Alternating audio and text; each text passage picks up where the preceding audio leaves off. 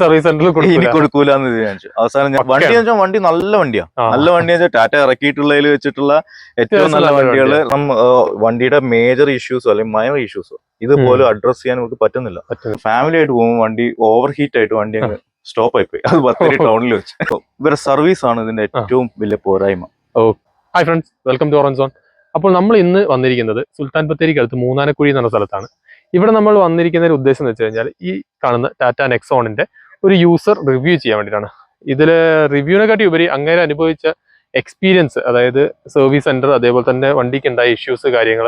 ഇത് കുറച്ചൊരു കിലോമീറ്റർ ആയിട്ടേ ഉള്ളൂ. അതിനുശേഷം അദ്ദേഹം അനുഭവിച്ച ബുദ്ധിമുട്ടുകളും കാര്യങ്ങളൊക്കെ ഒന്ന് പറയാൻ വേണ്ടിയിട്ടാണ്. സോ അത് നിങ്ങൾ ആരെങ്കിലും വണ്ടി ഓൺ ചെയ്യുന്ന ആരെങ്കിലും എക്സ്പീരിയൻസ് ചെയ്തിട്ടുണ്ടെന്നുണ്ടെങ്കിൽ അത് പറയാവുന്നതാണ്. ഓക്കെ, അപ്പം ഇതിലിപ്പം ഡീറ്റെയിലിംഗ് ആയിട്ട് പറയുന്നില്ല, കാരണം ഞാൻ ഓൾറെഡി യൂസ് ചെയ്ത വണ്ടി ടാറ്റ നെക്സോൺ ആയിരുന്നു. അപ്പോൾ അതിൻ്റെ ഓൾറെഡി എക്സ്പ്ലനേഷൻ വീഡിയോ ഞാൻ ഇതിൻ്റെ കൂടെ ടാഗ് ചെയ്തിടാം. അപ്പം ആവശ്യമുള്ളവർ അതിനെപ്പറ്റി ഡീറ്റെയിലിംഗ് വേണം എന്നുള്ളവർ അത് കാണുക. പിന്നെ ഇതിൻ്റെ ബുദ്ധിമുട്ടുകൾ, അതായത് ഇതിനിപ്പോൾ അദ്ദേഹം അനുഭവിച്ചിരിക്കുന്ന പ്രശ്നങ്ങളും കാര്യങ്ങളാണ് നമ്മൾ കൂടുതലായിട്ട് ഫോക്കസ് ചെയ്യുന്നത്. So welcome to the video.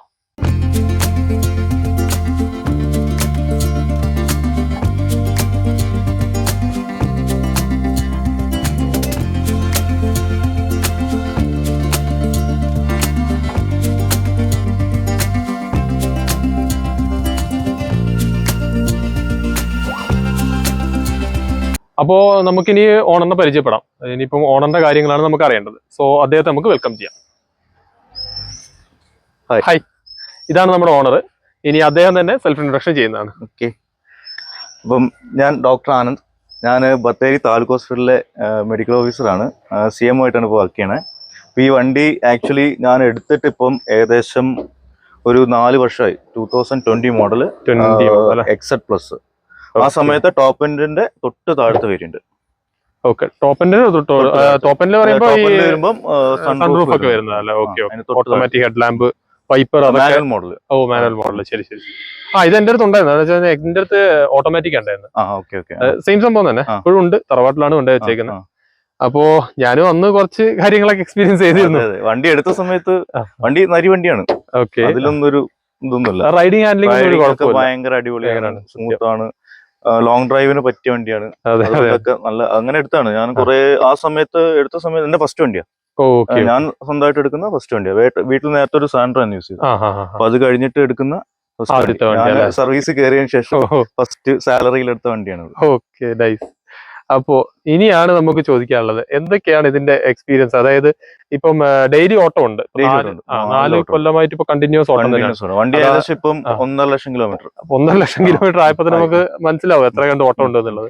So അപ്പൊ തന്നെ നമുക്ക് അറിയാന്ന് വെച്ചാൽ ഒരു ലോങ് ടേം റിവ്യൂ ആയിട്ടാണ് നമ്മൾ ഉദ്ദേശിക്കുന്നത്. അതായത് എന്തൊക്കെ എക്സ്പീരിയൻസ് ചെയ്തു എന്നുള്ളത്. ഇപ്പോൾ ഉള്ള പുതിയ വണ്ടികളാണെങ്കിലും ചെറിയ ചെറിയ മാറ്റങ്ങളെ ഇപ്പൊ പുതിയ ഫേസ് ലിഫ്റ്റിലൊക്കെ വന്നിട്ടുള്ളൂ. അപ്പൊ അങ്ങനെ ആകുമ്പം ഇതിലൊരു വാല്യൂ ഫോർ മണി ആണോ എന്നൊക്കെ ഉള്ളതാണ് ചോദിക്കുന്നത്. അപ്പം പറയൂ, എന്തൊക്കെയാണ് ഇതിന്റെ ഒരു ഡീറ്റെയിലിംഗ് ആയിട്ടുള്ളത്? വണ്ടി എന്ന് വെച്ച് കഴിഞ്ഞാൽ ഇപ്പൊ ഇത് നെക്സോൺ എന്ന് പറഞ്ഞ വണ്ടി ആക്ച്വലി ടാറ്റയുടെ അവരൊരു ന്യൂ ജനറേഷൻ ഇതിൽ വന്ന ഒരു വണ്ടിയാണ്.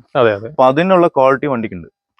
വണ്ടിക്ക് വെച്ചാല് വണ്ടി എല്ലാം കൊണ്ടും നേരത്തെ നമ്മൾ ടാറ്റ എന്ന് പറയുമ്പോൾ നമുക്കൊരു ഇങ്ങനെയൊക്കെ ഒരു പ്രശ്നങ്ങളൊക്കെ ഉണ്ടെന്നല്ലോ.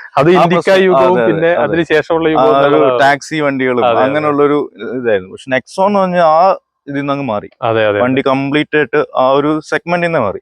വണ്ടി റൈഡ് ചെയ്യാൻ നല്ല സുഖമാണ്, ലോങ് ടേം യൂസിന് നല്ലതാണ്, ഫാമിലി യൂസിന് നല്ലതാണ്. അങ്ങനെയുള്ള ഇതിലാണ് ഞാൻ വണ്ടി എടുത്തത്. അങ്ങനെ ശരിക്കും പറഞ്ഞു കഴിഞ്ഞാൽ ബാക്കി വണ്ടിയുടെ എല്ലാ ഓവറോൾ പെർഫോമൻസ് ബേസ് എല്ലാം കൊള്ളാം, നല്ല വണ്ടിയാണ്.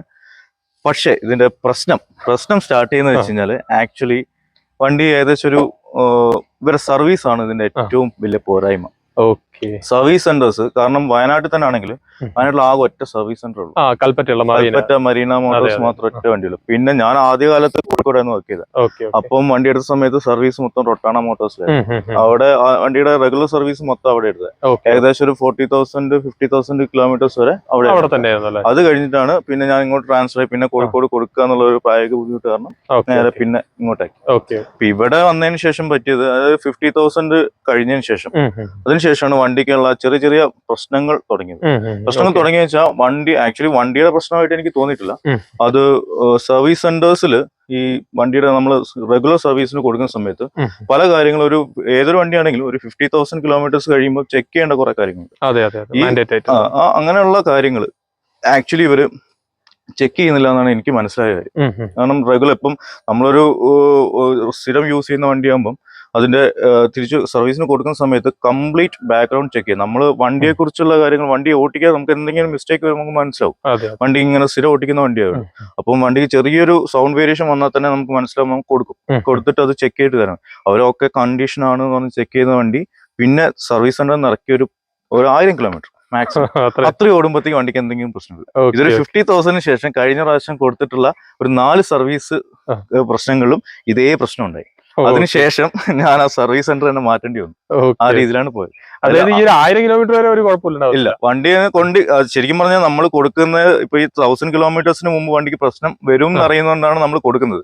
അപ്പൊ നമ്മൾ പറഞ്ഞ പ്രശ്നം അവർ ചെക്ക് ചെയ്യാതെ ബാക്കി വണ്ടിയുടെ ഇപ്പൊ അവർ യൂഷ്വലി ചെയ്യുന്ന എഞ്ചിൻ ഓയിൽ മാറ്റുക, എയർ ഫിൽറ്റർ മാറ്റുക, പിന്നെ ബ്രേക്ക് പാഡ് ചെക്ക് ചെയ്യുക, ഇതൊക്കെ യൂഷ്വലി എല്ലാ സർവീസ് സെന്ററിലും ചെയ്യുന്നത്. അല്ലാതെ വണ്ടിക്ക് വരുന്ന ഈ ഇതിന്റെ പ്രശ്നം വെച്ചാൽ ഇപ്പൊ ഫാൻ ബെൽറ്റിന്റെ പ്രശ്നങ്ങൾ വരും, അപ്പൊ ടൈമിംഗ് ചെയിൻ പ്രശ്നങ്ങൾ. ഇത് നമുക്കറിയാം ഒരു 50-60,000 കഴിയുമ്പോൾ ടൈമിംഗ് ചെയിൻ പ്രശ്നം വരുന്നു. അപ്പൊ അത് ചേഞ്ച് ചെയ്യാൻ കൊടുക്കുക, അങ്ങനെയുള്ള സാധനങ്ങൾ നമ്മൾ കൊടുക്കുന്നതാണ്. ഇവരത് ചെക്ക് ചെയ്തിട്ട് ഇത് കുഴപ്പമൊന്നുമില്ല, നിങ്ങൾ വണ്ടി ഓടിച്ചോളൂ എന്ന് പറഞ്ഞു പോകും. ഇതൊരു ആ സമയത്ത് ചെയ്യുകയാണെങ്കിൽ ഒരു 2000 രൂപയുടെ പ്രശ്നമേ ഉണ്ടാവുള്ളൂ. ഇത് അല്ലാതെ പ്രശ്നം വന്നതിന് ശേഷം ഞാൻ ഏകദേശം ഒരു ഇതിനകത്ത് ഒരു 30,000 മുകളിൽ പണിയെടുക്കേണ്ടി വന്നു ഈ ഇതിന് മാത്രം. അത് ഒരു പ്രാവശ്യമല്ല, കുറെ പ്രശ്നങ്ങൾ വന്നു. പിന്നെ വണ്ടിക്ക് ഏറ്റവും വലിയ പ്രശ്നമായിട്ട് കണ്ടിട്ടുള്ളത്, വണ്ടിക്ക് ബാക്കി റെഗുലർ സർവീസ് നടത്തുന്ന വണ്ടിയാണ്. കറക്റ്റ് ടൈമിങ്ങിൽ ഇവരെ ടൈം എന്ന് പറഞ്ഞാൽ 10,000 കിലോമീറ്റേഴ്സ് ആണ്. 15,000 കിലോമീറ്റേഴ്സിനാണ് ഇവരുടെ റെഗുലർ സർവീസ് വരുന്നത്. പിന്നെ 7,500 ഇവർ പറയുന്നത് വണ്ടി ഒന്ന് ചെക്ക് ചെയ്യണം എന്ന് പറയുന്നത്. അല്ലാതെ അപ്പം യൂഷ്വലി വണ്ടികളൊക്കെ 10,000 സർവീസ് ചെയ്യുന്നത്. ഇതിന്റെ മാത്രം അവർ പറയുന്നത് 15,000 ചെയ്യേണ്ടതെന്ന് പറയുന്നത്. അപ്പം അതിനു മുമ്പ് വണ്ടിക്ക് പണി വരാറുണ്ട്. പിന്നെ പ്രശ്നമായിട്ട് കണ്ടിട്ടുള്ളത്, ആദ്യത്തെ പ്രശ്നം വന്ന വണ്ടിയുടെ തെർമോസ്റ്റാറ്റ് വാൽവിന് ഒരു പ്രശ്നം വന്നു. അത് എത്ര കിലോമീറ്റർ ആയി പോകുന്നത്? അത് ഒരു 60,000 50,000 ആ ഫസ്റ്റ് കംപ്ലൈന്റ് അതാണ്. അത് സ്റ്റാർട്ട് ചെയ്തെന്ന് വെച്ചാൽ അത് അതിന് മുമ്പ് ജസ്റ്റ് വണ്ടിയുടെ റേഡിയേറ്ററിന് ഒരു ലീക്ക് ഉണ്ടായിരുന്നു. അപ്പൊ അത് അവര് പറഞ്ഞ കല്ലടിച്ചിട്ട് റേഡിയേറ്റർ ലീക്ക് ആയി പോയതാണ്. അപ്പം റേഡിയേറ്റർ ഞാൻ മാറ്റി. അത് യൂഷ്വലി അപ്പൊ ഇവരൊരു പ്രശ്നം വെച്ചാല് ഇവര് റിപ്പയറിംഗ് പരിപാടി ഇല്ല. ടാറ്റ എന്നൊക്കെ പറഞ്ഞു കഴിഞ്ഞാലും നമ്മളിപ്പോ വേറെ വണ്ടികളൊക്കെ ആണെങ്കിൽ നമ്മള് പാർട്സ് അവൈലബിൾ ആണെങ്കിൽ ആ പാർട്സ് ചേഞ്ച് ചെയ്യാന്നുള്ളത്, ഇവർ ആ ഫുൾ സെറ്റ് അങ്ങ് മാറ്റും. സർവീസ് സെന്ററിലാണെങ്കിൽ അതാ ചെയ്യാം. അപ്പൊ ഞാൻ റെഗുലർ ഓടുന്ന വണ്ടിയാണല്ലോ, സ്ഥിരം യൂസ് വണ്ടിയാണ്, പിന്നെ അത് കംപ്ലീറ്റ് ആയിട്ട് അങ്ങ് മാറ്റേണ്ടി വന്നു.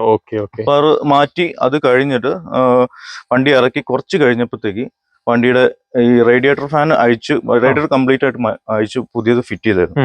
അത് കഴിഞ്ഞൊരു 1000 കിലോമീറ്റേഴ്സ് കഴിഞ്ഞപ്പോൾ, 1000 കിലോമീറ്റേഴ്സ് ആയില്ല, അതിനു മുമ്പ് ഈ തെർമോസ്റ്റാറ്റ് വാൽവിന് എന്തോ കംപ്ലൈന്റ് ഉണ്ട്. കാരണം വണ്ടിയുടെ എഞ്ചിൻ ഓയിലും കൂളന്റും മിക്സ് ആയിട്ട് വണ്ടി ഓവർ ഹീറ്റിലോട്ട് വരിക. അപ്പൊ ഞാൻ അന്നേരം ആ സമയത്തൊക്കെ ഞാൻ വണ്ടി നമ്മൾ പുതിയ വണ്ടി ആയിട്ടാണ് കാണുന്നത്. അപ്പൊ വണ്ടി എപ്പോഴും ബോണറ്റ് പൊക്കി നോക്കും, അങ്ങനെ വന്നു കഴിഞ്ഞാൽ എല്ലാം ചെക്ക് ചെയ്യുമായിരുന്നു. അപ്പൊ അങ്ങനെ ഒരു ദിവസം നോക്കിയപ്പോഴാണ് ഇങ്ങനെ ഭയങ്കര ലീക്കേജ് കാണുന്നത് കൂളൻ ടാങ്കിൽ. അപ്പൊ ചെക്ക് ചെയ്തപ്പോൾ അവർ പറഞ്ഞു ഇങ്ങനെ ഇതായതായിരിക്കും. എന്നിട്ട് വണ്ടി ടോ ചെയ്ത് കൊണ്ടുപോകാൻ പറഞ്ഞു. അത് ഞാൻ റൺ ചെയ്യണ്ട. അപ്പൊ തന്നെ ഞാൻ പിന്നെ ഇത് ടോ ചെയ്ത് കൊണ്ടുപോയി. ടോ ചെയ്ത് കൊണ്ടുപോയിട്ട് അവര് ടോ ചെയ്യാൻ വേണ്ടിട്ട് അവര് തന്നെയാണോ? അല്ലല്ല, നമ്മൾ തന്നെ. വണ്ടിയുടെ അസിസ്റ്റൻസ് ഒക്കെ ഉണ്ട്, നമ്മളെ റോഡ് സൈഡ് അസിസ്റ്റൻസ്. പക്ഷെ അത് നമ്മൾ പറഞ്ഞ് അവര് പറയുന്ന വെച്ചാൽ അങ്ങനെ അത് കിട്ടത്തില്ല, നമ്മൾ തന്നെ വണ്ടി കൊണ്ടുപോയി കൊടുക്കണം എന്ന് പറയും. അത് ഇവിടെ തന്നെ ആക്ച്വലി സംഭവിച്ചത് ഞാൻ തിരുനെല്ലി വർക്ക് ചെയ്യുമ്പോഴാണ്. അപ്പൊ പോരാ വർക്ക് ചെയ്യുന്ന അവിടെ ഞാൻ വണ്ടി ടോ ചെയ്തിട്ട് ഇവിടെ വരെ കൽപ്പറ്റ വരെ കൊണ്ടുപോകേണ്ടി. നല്ലൊരു എക്സ്പീരിയൻസ് ആയിരുന്നു അത്. ടോയിങ്ങിന് തന്നെ അത്രയും അവിടുന്ന് കൽപ്പറ്റയിൽ വണ്ടി വന്നിട്ട് അവിടുന്ന് ടോ ചെയ്ത് കൊണ്ടുപോകേണ്ടി വന്നു. അതൊരു ഭയങ്കര ആദ്യമായിട്ടാണ് വണ്ടിയുടെ അങ്ങനെ ഒരു പ്രശ്നം വരുന്നത്.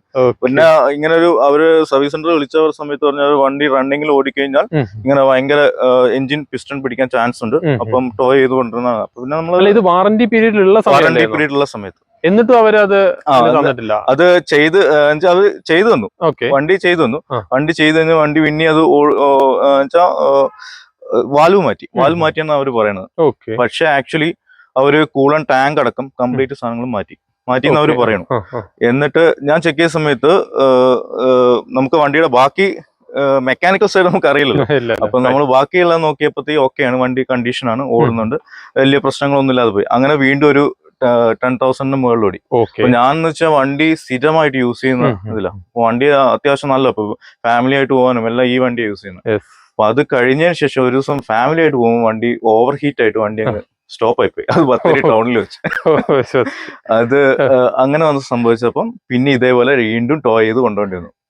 എന്നിട്ട് അവര് അസിസ്റ്റൻസിനെ അയച്ചില്ല, ഞാൻ തന്നെ ടോ ചെയ്തോണ്ട്. എന്നിട്ട് ഞാൻ സർവീസ് സെന്ററിൽ പോയിട്ട് നിങ്ങൾ എന്താണ് കാണിച്ചത്, ഫുൾ ബില്ല് എടുത്തിട്ടാണ് ഞാൻ കൊണ്ടുപോയി. അപ്പൊ ആ ബില്ല് എടുത്ത് അവരടുത്ത് ചോദിച്ചു എന്താണ് സംഭവം. അപ്പൊ അവർ പറഞ്ഞു സാർ അത് ജസ്റ്റ് അതിന്റെ പൈപ്പ് അതിന്റെ കണക്ഷൻ പോയതാ, അപ്പൊ അത് ചേഞ്ച് ഓവർ ഹീറ്റ് ആവുന്നുണ്ട്, ആ പൈപ്പിന്റെ ലെങ്ത് ആ സർക്കംഫറൻസ് കുറച്ച് കൂടുന്നുണ്ട്, അപ്പൊ അതിന് ടൈറ്റ് ആവുന്നില്ല, ഊരി പോവാന്ന് പറഞ്ഞു. എന്നിട്ട് അവർ ആ സിസ്റ്റം മാറ്റണം എന്ന് പറഞ്ഞിട്ട് എന്നാ പിന്നെ ആയിക്കോട്ടെ മാറ്റിക്കോ എന്ന് പറഞ്ഞു. അത് മാറ്റിയത് കംപ്ലീറ്റ് ആയിട്ട് മാറ്റിയത്. അത് അങ്ങനെ അത് കഴിഞ്ഞിട്ട് പിന്നെ വണ്ടിക്ക് വലിയ പ്രശ്നങ്ങളൊന്നും ഇല്ല, അങ്ങനെ വലിയ കുഴപ്പങ്ങളില്ലാതെ പോയി. പിന്നെ നമ്മൾ സ്ഥിരമായിട്ട് യൂസ് ചെയ്യാം. അങ്ങനെ ഏകദേശം 1,00,000 കിലോമീറ്ററോളം അങ്ങനെ തന്നെ പോയി, കുഴപ്പമൊന്നുമില്ല. സർവീസ് പക്കയായിരുന്നു, വേറെ കറക്റ്റ് റെഗുലർ ചെക്കപ്പ്. ഇപ്പൊ ടയർ തന്നെ ഫസ്റ്റ് ടയർ ഞാൻ മാറ്റിയത് ഏകദേശം 70,000 റെഗുലർ ആയിട്ട് ടയർ ചേഞ്ച് ചെയ്യലും പിന്നെ റീബാലൻസിങ് എല്ലാം ചെയ്തുകൊണ്ടിരിക്കുന്ന വണ്ടിയായിരുന്നു. അപ്പൊ അങ്ങനെയുള്ള പ്രശ്നങ്ങളൊന്നും വന്നില്ല. പിന്നെ അത് കഴിഞ്ഞിട്ട് ടയറെല്ലാം മാറ്റി പിന്നെ വന്ന വണ്ടിയുടെ പ്രശ്നം വന്നത് വെച്ചാൽ വണ്ടിയുടെ ബാക്കിലെ അത് സർവീസ് കഴിഞ്ഞ് ഉടനെ തന്നെ സർവീസ് കഴിഞ്ഞ് വണ്ടി സർവീസ് സ്റ്റേഷനിൽ ഇറക്കി കൊണ്ടുവരുന്ന വഴിക്ക് വണ്ടിയുടെ ബാക്കിലെ ടയർ അങ്ങ് പിടിച്ചു. റണ്ണിങ്ങിൽ സ്റ്റക്ക് ആയി പോയി. എന്നുവെച്ചാൽ അതിന്റെ ബ്രേക്കിന്റെ ഇതില്ലേ, ബ്രേക്കിന്റെ ഇത് പിസ്റ്റൺ അങ്ങോട്ട് ഒരു കോയ എന്തോ സാധനം ഉണ്ട് അവർ പറയുന്നത്, അതങ്ങ് പിടിച്ചു വണ്ടി റണ്ണിങ്ങിൽ ബാക്ക് ടയർ കറങ്ങുന്നില്ല, അങ്ങനെ സ്റ്റക്ക് ആയി പോയി. എന്നിട്ട് അവസാനം അത് സ്റ്റേഷനിൽ വന്ന് അതും ഹുക്ക് ചെയ്ത് വീണ്ടും ഹുക്ക് ചെയ്തു. അങ്ങനെ വണ്ടി 3 പ്രാവശ്യം അതുപോലെ ഹുക്ക് ചെയ്തു. ഇത്രയാണ് മേജർ പ്രശ്നങ്ങളായിട്ട് വണ്ടിക്ക് വന്നത്. അത് കഴിഞ്ഞ് അത് ശരിക്കും പറഞ്ഞാൽ സർവീസ് സെന്ററിൽ അവർ മിസ്റ്റേക്ക് പറ്റിയാന്ന് എനിക്ക് തോന്നുന്നത്. കാരണം അവര് ചെക്ക് ചെയ്തിട്ട് അതിന്റെ ഇത് സിലിണ്ടർ ബാക്കിലെ സിലിണ്ടർ മാറ്റേണ്ടായിരുന്നു, ബ്രേക്ക് സിലിണ്ടറിന്റെ സാധനം അത് മാറ്റി. ഒരു ചെറിയൊരു സ്ക്രൂവിന്റെ ഒരു പ്രശ്നമുള്ളൂ, ഒരു സ്പ്രിങ്ങിന്റെ പ്രശ്നമുള്ളൂ, ആ സ്പ്രിങ് അവിടെ നിന്ന് വിട്ടുപോയതാണ് പ്രശ്നം. അത് മൊത്തം ആ സെറ്റ് അങ്ങ് മാറി. അതൊക്കെ ശരിക്കും പറഞ്ഞാൽ ഈ സർവീസ് സെന്ററിന്റെ പ്രശ്നങ്ങളാണ്. ഇവര് ചെക്ക് ചെയ്യുന്ന വെച്ചാൽ ഇവര് ബേസിക്കലി പറഞ്ഞാൽ വണ്ടി നല്ല വണ്ടിയാണ്, പക്ഷെ ഇതിന്റെ പ്രശ്നങ്ങൾ എന്താന്ന് കണ്ടുപിടിക്കാൻ പറ്റുന്നില്ല. ഇതേപോലെ ഞാനിപ്പം വൈഫിനിപ്പം ടൊയോട്ടയുടെ ഗ്ലാൻസ് യൂസ് ചെയ്യുന്നുണ്ട്. അപ്പൊ അതിന്റെ സർവീസിന് ഇപ്പൊ കഴിഞ്ഞ പ്രാവശ്യം റെഗുലർ സർവീസ് 10,000 കഴിഞ്ഞ സമയത്ത് അവർ ഈ ബ്രേക്ക് പാഡിന്റെ കാര്യങ്ങളൊക്കെ മാറ്റാൻ ടൈമായിരുന്നു. അപ്പൊ അവര് പറയുന്നത് സാർ ഇത് കുറച്ചുകൂടി ഓടും, അതുകൂടി ഓടിയിട്ട് കൊണ്ടുവന്നാൽ മതി എന്ന് പറയുന്നത്. ഇവിടെ ടാറ്റയിലാണെങ്കിൽ ടാറ്റ നമ്മളെ ഒരു ഇന്ത്യൻ ബ്രാൻഡ് എന്നൊക്കെ ഉള്ള രീതിയിൽ നമ്മൾ അപ്പൊ നമ്മൾ ആ രീതിയിൽ വെച്ചാൽ വണ്ടിയുടെ കോസ്റ്റ് കട്ടിംഗ് ആണ്, വണ്ടി സർവീസ് കുറച്ചൊരു ഇതായിരിക്കും, കോസ്റ്റ് കട്ടിംഗ് ആണ്. അങ്ങനെയൊന്നും അല്ല. കോസ്റ്റ് കട്ടിംഗ് എന്ന് പറഞ്ഞാൽ സർവീസിന് സാധാരണ ഒരു വണ്ടിക്ക് വരുന്ന റേറ്റിന് കുറച്ചുകൂടി മേലെന്ന് ഞാൻ പറയും, അത്രയും വരുന്നുണ്ട്. വോക്സ്വാഗന്റെ ഒക്കെ അങ്ങനെയാണല്ലോ. അപ്പൊ നമ്മളിപ്പോ എന്തെങ്കിലും അവര് ഈ ചെറിയ റിപ്പയറിംഗ് പരിപാടി അവർക്ക് ഇല്ല, ഫുൾ അസംബ്ലി മാറ്റുക എന്നുള്ളതാണ്. ഞങ്ങൾ ഫോളോ ചെയ്തിരുന്നു ഈ അടുത്ത് ഡോക്ടർ സ്റ്റെഫിയുടെ അതേപോലെ തന്നെ ജസ്റ്റ് ആ ഒരു നോബ് പൊട്ടിപ്പോയിട്ടുള്ളൂ, പക്ഷെ അവരത് ഫുൾ അസംബ്ലി മാറ്റി. അതേപോലെ തന്നെ ആയിരിക്കും അല്ലേ ഇവര് പറയുന്നത് വെച്ചാൽ ജസ്റ്റ് സർവീസ് കോസ്റ്റ് ഇവരിപ്പം സർവീസ് സെന്ററിൽ ഇപ്പൊ ഒരു 6,000 7,000 ആ റേഞ്ച് ഒക്കെ അവർ പറയാം ഒരു റെഗുലർ സർവീസ്. പക്ഷെ ആക്ച്വലി 10,000 മുകളിൽ വരുന്നുണ്ട്. പിന്നെ അത് കഴിഞ്ഞിട്ട് ഇതേപോലെ വന്നത് വെച്ച് കഴിഞ്ഞാൽ വണ്ടിക്ക് പിന്നെ വന്നത് ഇതേപോലെ വണ്ടി വീണ്ടും ഒരു ഓവർ ഹീറ്റിംഗ് വന്നു. അത് ഓവർ ഹീറ്റിംഗ് വന്നു കഴിഞ്ഞാൽ ഭയങ്കര ഇതായിട്ടുള്ള സമയത്ത് ജസ്റ്റ് ഒരു 2 months 3 months ബിഫോർ ലാസ്റ്റ് അത് അവസാനം പിന്നെ ഞാനത് വണ്ടി കൊണ്ടുപോയി വേറെ വർക്ക്ഷോപ്പിൽ നിന്ന് ആൾക്കാരെ കൊണ്ടുവന്ന് സർവീസ് സെന്ററിൽ ഇനി കൊടുക്കൂലെന്ന് വിചാരിച്ചു. അവസാനം ഞാൻ തപ്പിപ്പിടിച്ച് ഇവിടെ ബത്തേരിയിൽ സ്പാനേഴ്സ് എന്ന് പറഞ്ഞൊരു സർവീസ് സെന്റർ, അപ്പൊ അവരെ വിളിച്ചിട്ട് അവരോട് പറഞ്ഞു ഇങ്ങനെ വണ്ടി ഭയങ്കര റെഗുലർ ഓട്ടോ ഉള്ള വണ്ടിയാണ്, വണ്ടിക്ക് ഇങ്ങനെ സ്ഥിരമായിട്ട് കംപ്ലൈന്റ് വരുന്നുണ്ട്, പക്ഷെ റെഗുലർ സർവീസ് ഒക്കെ ഉള്ള വണ്ടിയാണ്, അപ്പൊ നിങ്ങളൊന്ന് ചെക്ക് ചെയ്യണമെന്ന് പറഞ്ഞു. എന്നിട്ട് അവർ ഒരു ദിവസം വന്ന് വീട്ടിൽ വന്ന് വണ്ടി എടുത്തുകൊണ്ട് പോയി.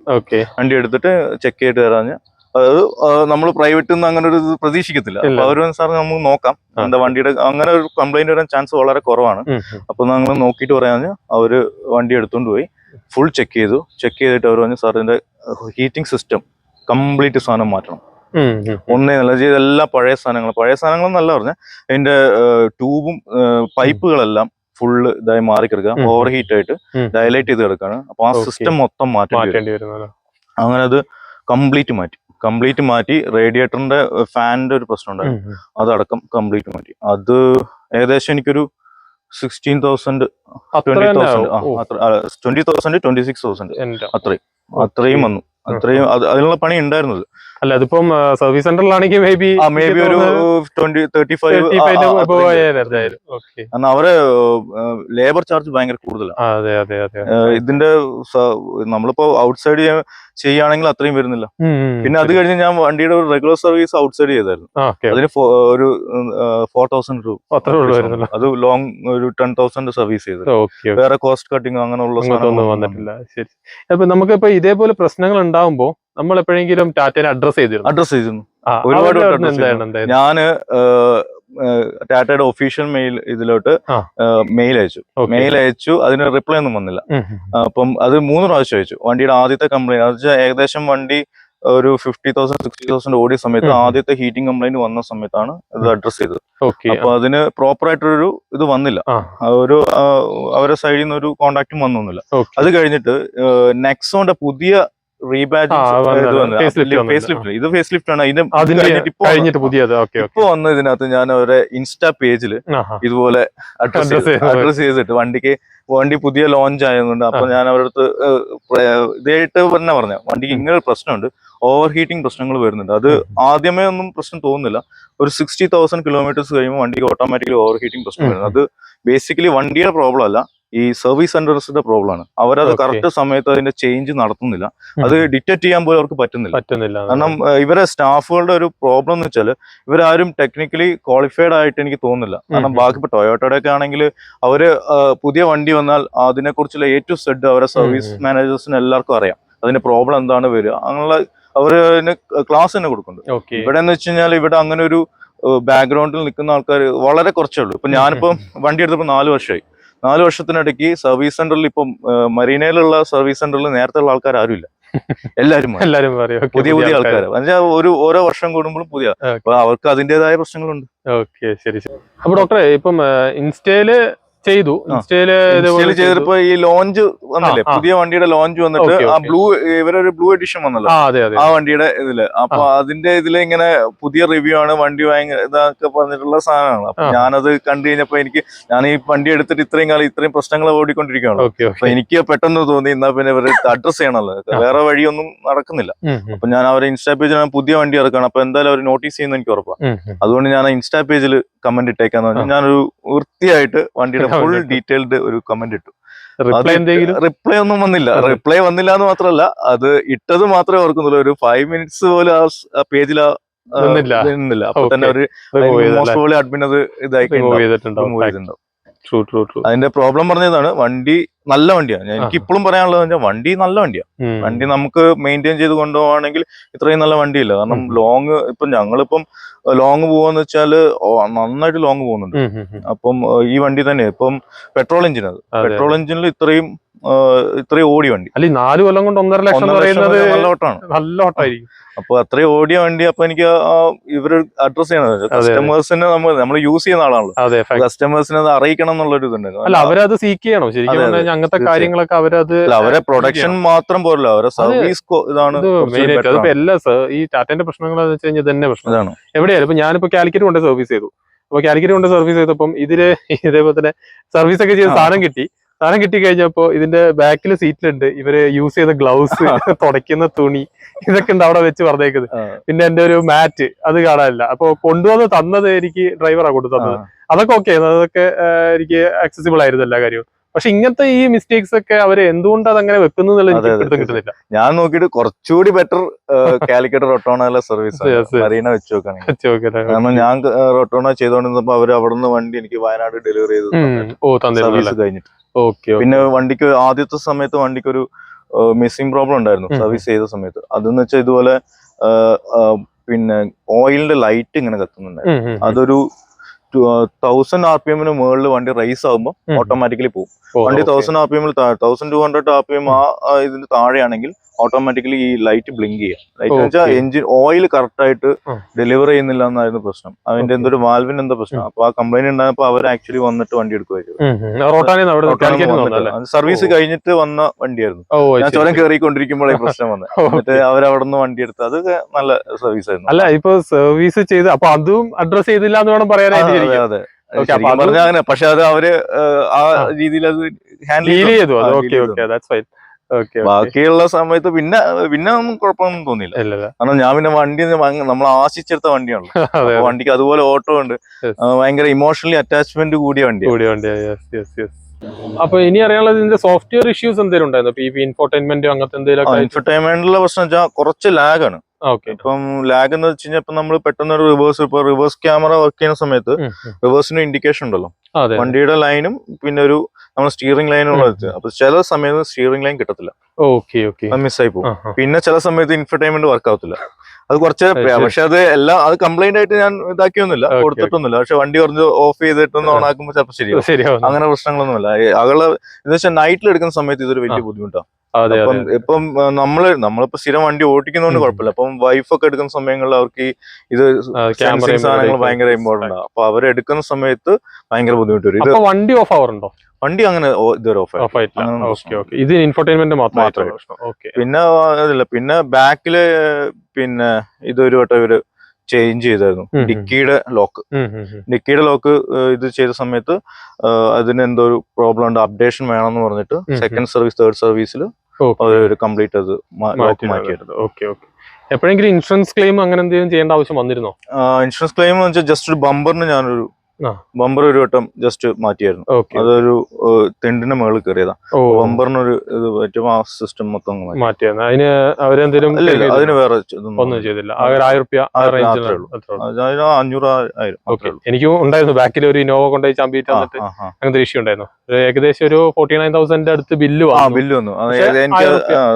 പ്രോസസിംഗ് ഫീ എന്ന് പറഞ്ഞിട്ട് 1000 മാത്രം. പിന്നെ ഇതിന് വെച്ചാല് ഒരു വണ്ടി അങ്ങ് വന്ന് ഇടിച്ചാലൊന്നും അത് പറ്റത്തില്ല. അങ്ങനെ പെട്ടെന്നൊരു ഇതൊന്നുമില്ല. ഇപ്പൊ മറ്റേ വണ്ടികളെ പോലല്ല, ഇടിച്ചു കഴിഞ്ഞാൽ അങ്ങനെ പെട്ടെന്നൊരു ഇമ്പാക്ട് ഒന്നും വണ്ടിക്ക് കിട്ടൂല, ഉള്ളിലേക്ക് വരത്തില്ല. അപ്പൊ എനിക്ക് ആ ഒരു ഇമ്പാക്ട് ഉണ്ടായിരുന്നു വെച്ചാൽ ബാക്കിൽ ഇവര് വന്ന് നല്ല ഇടിയെന്ന് ഫോഴ്സ് ആയിരുന്നു ഇടിച്ചത്. ബാക്കിൽ മോനും അമ്മയും ഉണ്ടായിരുന്നു. പക്ഷെ അവർക്ക് അങ്ങനെ ഒരു ഇമ്പാക്ട് ഉള്ളിലേക്ക് അങ്ങനെ വന്നിട്ടില്ല. എനിക്കാണെങ്കിൽ തന്നെ ജസ്റ്റ് ഒരു ജെർക്കിംഗ് മാത്രമേ കിട്ടുള്ളൂ. പക്ഷെ ഞാൻ പുറത്തിറങ്ങിയിട്ട് ഇന്നോവന്റെ ബാക്ക് പോയി നോക്കി. ഇന്നോവന്റെ കൂളന്റ് ഒക്കെ ലീക്ക് ആയിട്ട്, അത് കൂളന്റ് ടാങ്ക് ഒക്കെ പൊട്ടി. സ്ട്രോങ് ആണ്, നല്ല സത്യമാണ്. അല്ല അതുകൊണ്ട് നല്ല GN ക്യാപ്പിൽ ഇപ്പൊ ഫസ്റ്റ് ഇന്ത്യൻ കാർ ആണല്ലോ 5 സ്റ്റാർ കിട്ടിയത്.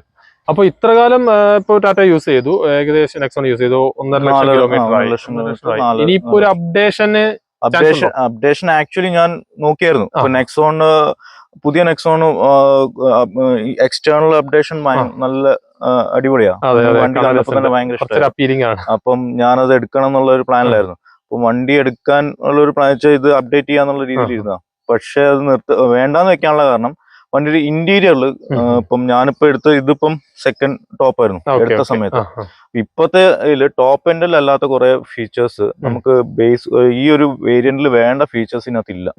അപ്പൊ അതൊരു വളരെ ചെറിയ സാധനങ്ങളാണ്. പക്ഷെ അതില്ലാത്ത കാരണമാണ് ശരിക്കും ഞാൻ എടുക്കാതിരുന്നത്. കാരണം അതിന്റെ മെയിൻ ആയിട്ടുള്ള സാധനം എന്ന് വെച്ച് കഴിഞ്ഞാല്, ഒന്ന് നമ്മളെ പുതിയ നെക്സോണില് ഫോൺ വെക്കാനുള്ള സ്പേസ് അത് ചാർജറാണ്. ആ ഒരു ഏരിയ ചാർജറായി. അപ്പം ആ ചാർജിങ് സ്ലോട്ടിൽ ശരിക്കും അത്രയും ഏരിയ കംപ്ലീറ്റ് ആയിട്ട് അങ്ങ് പോയി. എന്ന് വെച്ചാൽ ഈ ഹാൻഡ് റെസ്റ്റ് വെക്കുന്ന ഈ പോർഷനും ഈ ഒരു കംപ്ലീറ്റ് ആയിട്ട് പോയി. അപ്പൊ അത്രയും നമുക്ക് ആ യൂട്ടിലിറ്റി സ്പേസ് കുറഞ്ഞു. പിന്നെ വെച്ച് കഴിഞ്ഞാല് ഈ ഒരു സ്പേസിൽ മാത്രമേ നമുക്ക് മൊബൈൽ ഹോൾഡ് ചെയ്യാൻ പറ്റത്തുള്ളൂ. പിന്നെ വെച്ച് കഴിഞ്ഞാൽ ഇപ്പുറത്തെ സൈഡിലോട്ടേക്ക് മൊബൈൽ, ഈ വണ്ടിക്ക് പ്രശ്നമുണ്ട്. നമ്മളിപ്പം മൊബൈൽ ഇവിടെ വെച്ച് കഴിഞ്ഞാൽ ഗിയർ ലിവർ മാറ്റാൻ പറ്റത്തില്ല. അപ്പൊ തേർഡിലോട്ട് തട്ടുമ്പം അവിടെ സ്റ്റക്ക് ആവും. അത് വലിയൊരു പ്രശ്നമാണ്. അപ്പൊ വേറെ എവിടെയും മൊബൈൽ ഹോൾഡ് ചെയ്യാനുള്ള സ്പേസ് ഇല്ല. ഇത്രയും വലിയൊരു വണ്ടിക്ക് നമുക്ക് ശരിക്കും മൊബൈൽ ഹോൾഡിംഗ് സ്പേസ് വെക്കേണ്ടതാണ്. ഞാൻ ഈ ആൻഡ്രോയിഡ് ഓട്ടോ ആപ്പിൾ കാർപ്ലേ ഒക്കെ കണക്ട് ചെയ്യാൻ വേണ്ടിട്ട് ആ സ്ലോട്ടിനുള്ളിലേക്ക് എത്താത്ത അൺറീച്ചബിൾ ഏരിയ ആണ്. പിന്നെ വെച്ചാൽ ഇവര് ഈ ഗിയർ നോബിന്റെ ലിവറില്ലേ, ഈ ലിവർ ഇത് ശരിക്കും ഇപ്പത്തെ വണ്ടിക്കൊന്നും, ഈ വണ്ടിക്ക് കുറച്ച് ക്രോം എലമെന്റ് വരുന്നുണ്ട്. പക്ഷെ പുതിയ ഇവരെ ലേറ്റസ്റ്റ് വണ്ടിക്ക് ഒന്നും ക്രോം അല്ല. ആ ഗിയർ നോബ് കാണുമ്പോൾ തന്നെ നമുക്കൊരു ഓക്വേർഡ് ഫീൽ വരുന്നുണ്ട്. അതൊരു വലിയ ഇതാണ്. അത് ശരിക്കും ടാറ്റയ്ക്ക് മാറ്റാം. കോസ്റ്റ് കട്ടിങ് ആണെങ്കിലും ഇപ്പം വെന്യൂന്റെ ഒക്കെ ആണെങ്കിൽ ഗിയർ നോബിൽ പിടിക്കാൻ തന്നെ നല്ല രസമാണ്. അപ്പൊ അങ്ങനെയുള്ള ചേഞ്ചസ് വളരെ ചെറിയ ചേഞ്ചസ് ആണ്. ഫിസിക്കൽ സ്വിച്ചസ് കുറെ പോയി. അപ്പം ഇതിന്റെ വെച്ച് കഴിഞ്ഞാൽ ഇവരെ ഈ എന്താ ഫിസിക്കൽ സ്വിച്ച് ഉണ്ടെങ്കിൽ നമുക്ക് കുറെ യൂസ്ഫുൾ ആണ്. സത്യമാണ്. മറ്റേന്ന് വെച്ചാൽ നമുക്ക് വണ്ടി ഓഫ് ആയി കഴിഞ്ഞാൽ എവിടെയാണ് സ്വിച്ച് നമ്മൾ തപ്പേണ്ടി വരും ആ രീതിയിൽ. പിന്നെ ഹാൻഡ് റെസ്റ്റ് ടോപ്പ് വേരിയന്റിലും അതിന്റെ തൊട്ട് താഴത്തെ വേരിയന്റിലും ഒഴികെ ബാക്കി എല്ലാവരും എടുത്ത് കളഞ്ഞു. അതൊരു നമുക്കൊക്കെ ലോങ് ഓടിക്കുമ്പോൾ എനിക്ക് പ്രത്യേകിച്ച് ഹാൻഡ് റെസ്റ്റ് ഇല്ലാതെ വണ്ടി ഓടിക്കുക എന്നുള്ളത് അപ്പം ഇതിനാകുമ്പോ ആ പ്രശ്നമില്ല, സ്പേസ് കുറച്ചുകൂടി ഉണ്ട്. അപ്പൊ അത് കാരണമാണ് ഞാൻ പിന്നെ വണ്ടി, അത് ചെറിയ ഫീലേ ഉള്ളൂ, പക്ഷെ അത് ശരിക്കും എന്നെ സംബന്ധിച്ച് വലിയൊരു ഫാക്ടറാണ്. പിന്നെ ഉള്ളത് വെച്ച് കഴിഞ്ഞാല് വണ്ടി ഇപ്പം അപ്ഡേറ്റ് ചെയ്യാന്നുള്ള രീതിയിൽ ഇപ്പൊ വണ്ടിയുടെ ഏറ്റവും വലിയ പ്രശ്നം എന്ന് വെച്ചാൽ വണ്ടി നല്ല വണ്ടിയാണ്, പക്ഷെ വണ്ടിയുടെ സർവീസ് ക്വാളിറ്റി ഭയങ്കര പൂറാണ്. ഭയങ്കര പൂറെന്ന് വെച്ചാല് ഭയങ്കര പത്തറ്റിക് എന്ന് നമുക്ക് പറയാൻ പറ്റും. കാരണം വണ്ടിയുടെ മേജർ ഇഷ്യൂസോ അല്ലെങ്കിൽ മൈനർ ഇഷ്യൂസോ ഇതുപോലെ അഡ്രസ് ചെയ്യാൻ നമുക്ക് പറ്റുന്നില്ല. എന്നുവെച്ചാൽ അവർ കണ്ടുപിടിക്കാൻ പറ്റും. ഇപ്പൊ നമ്മള് വണ്ടിയുടെ മെക്കാനിക്കൽ സൈഡിനെ കുറിച്ച് നമുക്ക് ഒന്നും അറിയാഞ്ഞിട്ട് പോലും വണ്ടി ഓടിക്കുമ്പോൾ നമുക്കറിയാം വണ്ടിക്ക് എന്തോ ഒരു കംപ്ലൈന്റ് ഉണ്ടെന്ന് മനസ്സിലായി. ചെറിയ ഇപ്പൊ വണ്ടിയിൽ എനിക്കിപ്പോ ഈ വണ്ടി ഓടിക്കുന്നതുകൊണ്ട് വണ്ടിയിൽ ഒരു ചെറിയൊരു സൗണ്ട് വേരിയേഷൻ വന്നാൽ തന്നെ എനിക്കത് മനസ്സിലാവും വണ്ടിക്ക് എന്തോ ഒരു കംപ്ലൈന്റ് ഉണ്ടെന്നുള്ളത്. അപ്പൊ അത് നമ്മൾ അഡ്രസ് ചെയ്തിട്ട് അവരടുത്ത് കൊടുക്കുമ്പോൾ നമുക്ക് അത് ചെക്ക് ചെയ്ത് തരിക എന്നുള്ളത് മാത്രമല്ലാതെ അവരത് പരിഹരിച്ചിട്ട് തരുന്നില്ല. അവർ ചെക്ക് ചെയ്യുന്നു, കുഴപ്പമില്ല പറയുന്നു, തിരിച്ചു വരുന്നു. അതേപോലെ വണ്ടി കറക്റ്റ് 10,000 കിലോമീറ്റേഴ്സ് കഴിയുമ്പോൾ ഓട്ടോമാറ്റിക്കലി പ്രശ്നം വരുന്നു. അപ്പൊ ഇതേ സിറ്റുവേഷൻ ഞാനിപ്പോ പ്രൈവറ്റിൽ ഇപ്പൊ ഞാൻ പറഞ്ഞല്ലോ സ്പാനേഴ്സിൽ ഞാൻ കൊടുത്തു.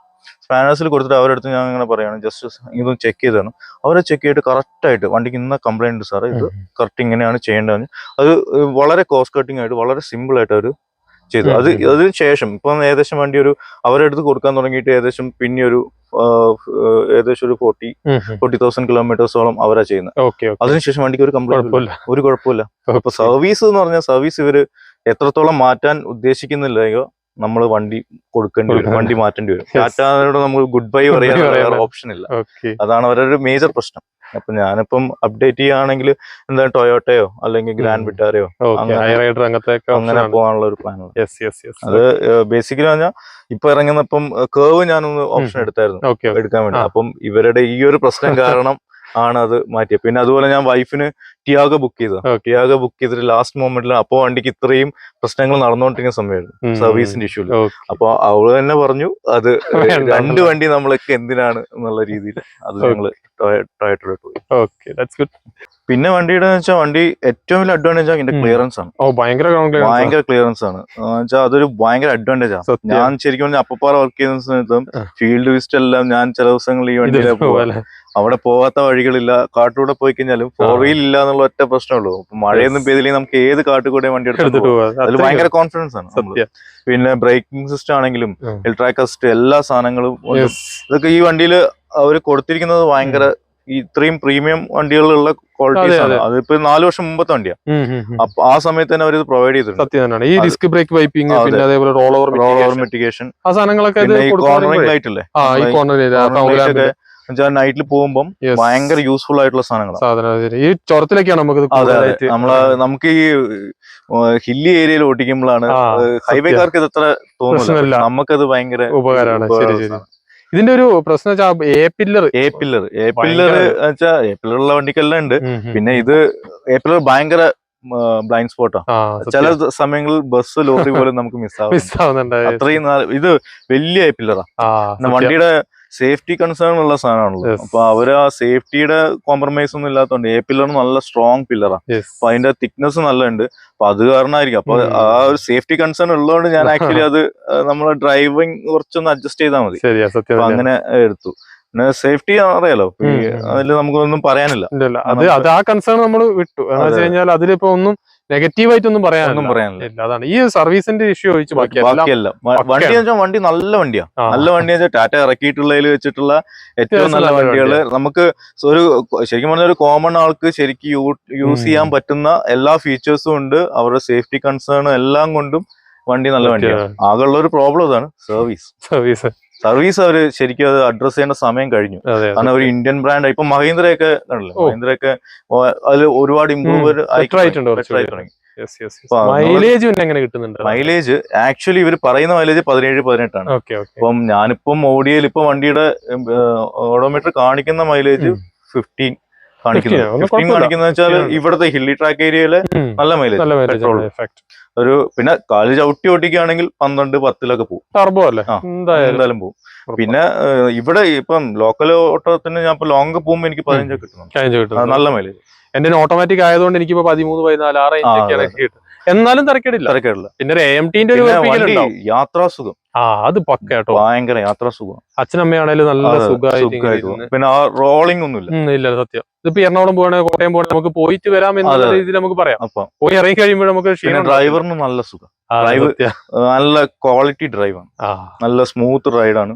അങ്ങനെ പിന്നെ പവറിന് പവർ ഉണ്ട്, നമുക്ക് സ്ലോ പോണെങ്കിൽ സ്ലോ പോവാം, എല്ലാം കൊണ്ടും. പിന്നെ സഡൻ ഓവർടേക്കിംഗ്, ടർബോ ആണ്. പിന്നെ വണ്ടി നമുക്കൊരു കോൺഫിഡൻസ് വരും വണ്ടി ഓടിക്കുമ്പോൾ, കാരണം വണ്ടിക്ക് വെയിറ്റ് ഉണ്ട്. നമുക്ക് ചാടി കയറി പോവാനും കുതിച്ചു പോകാനൊക്കെ പറ്റിയ വണ്ടിയാണ്. സത്യം. അപ്പൊ ഡോക്ടറെ, ഇത്ര നേരം ഞങ്ങൾക്ക് വേണ്ടി ചെലവഴിച്ചതിന് വളരെയധികം നന്ദിയുണ്ട്. അപ്പോ അതെ, നിങ്ങളുടെ ഡ്യൂട്ടിയുടെ സമയത്തിന്റെ ആ ഒരു നൈറ്റ് അല്ലേ, അപ്പൊ അതിന്റെ സമയത്ത് ഞങ്ങൾക്ക് വേണ്ടി സഹകരിച്ചതിന് വളരെയധികം നന്ദിയുണ്ട്. സോ ഇതിപ്പം ഓടിക്കൊണ്ടിരിക്കുന്ന സമയത്ത് തന്നെ നല്ലൊരു ഹാപ്പി മോട്ടറിംഗ് നേരുന്നു, പുതിയ വണ്ടി എടുക്കുന്നത് വരെ. Okay, thank you.